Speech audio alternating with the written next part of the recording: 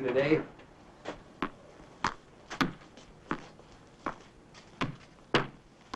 Congratulations on the publication of your book on bird disease. Yeah, it's a honey.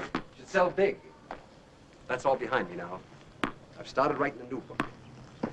The history of federal prisons from 1790 up to the formation of the Bureau. It's going to be a story about caged men rather than birds. What prison does to them. Got the idea from seeing an old friend. It's an ambitious undertaking, Bob. Oh, it'll knock the public cold. Graft, corruption, stupidity, sadism.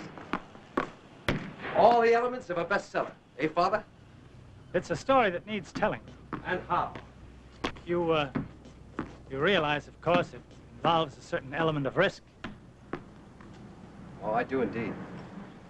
But you know something? When you've lived in these manure piles for over 30 years, as I have, you come to know everything's a risk. Yes, sir. I wish you luck. It's worth the gamble.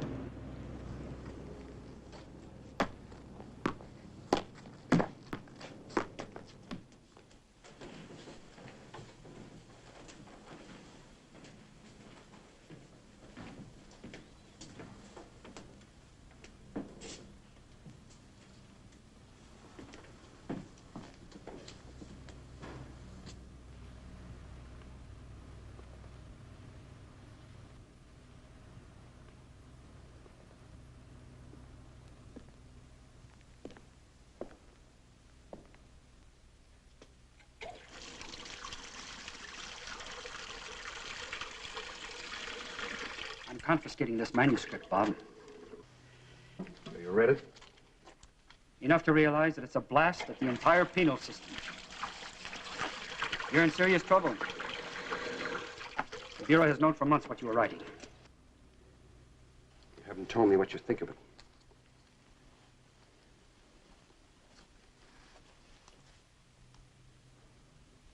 I resent this personally. I stand high in my profession, and I believe I've earned that esteem. I am proud of the advances that I have helped to inaugurate. Now, you think back to the old times, leg irons, carrying the iron ball, stripes, corporal punishment, indefinite periods in the hole. Well, I have been instrumental in abolishing that kind of treatment. Yes, that's true, Harvey. Furthermore, you completely ignore my fight for a constructive work program. Like making belt buckles? Or running a drill press? Oh, I see. My entire career has been for nothing. I'm all wrong and you're all right. I'm not talking about one tree, Harvey. I'm talking about the whole forest. I haven't spent most of my life behind bars for nothing. I've reached a few conclusions about penology, and a couple of them may be valid. When you first came here, I thought you had changed. I was even planning to return you to the general prison population. And now this. Well, you're not going to get away with it. The Bureau has suggested that all your privileges be suspended, and you know what that means here. You know better than try to frighten me, Harvey, at this late date. Damn your heart. Do you think that I want to go on punishing you? Now, we've grown old together in penitentiaries, and in all that time, I've only asked one thing from you, cooperation. The only thing I've ever gotten back was defiance. Not once have you ever shown a sign of rehabilitation.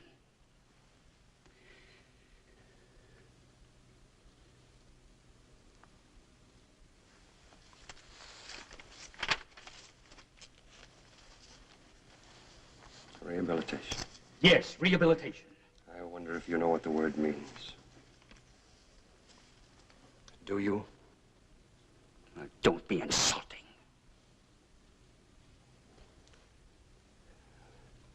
The unabridged Webster's International Dictionary says it comes from the Latin root habilis. The definition is to invest again with dignity. You consider that part of your job, Harvey, to give a man back the dignity he once had? Your only interest is in how he behaves. You told me that once a long time ago, and I'll never forget it. You'll conform to our ideas of how you should behave. And you haven't retreated from that stand 1 inch in 35 years. You want your prisoners to dance out the gates like puppets on a string, with rubber stamp values, impressed by you, with your sense of conformity, your sense of behavior, even your sense of morality. That's why you're a failure, Harvey. You and the whole science of penology. Because you rob prisoners of the most important thing in their lives, their individuality. On the outside, they're lost, automatons, just going through the motions of living. But underneath is a deep, deep hatred for what you did to them. First chance they get to attack society, they do it. The result, more than half come back to prison. Now, it's all here in my book. And I suggest you read it, and you read it thoroughly. All right, you've spoken your piece. I have no course left but to speak mine.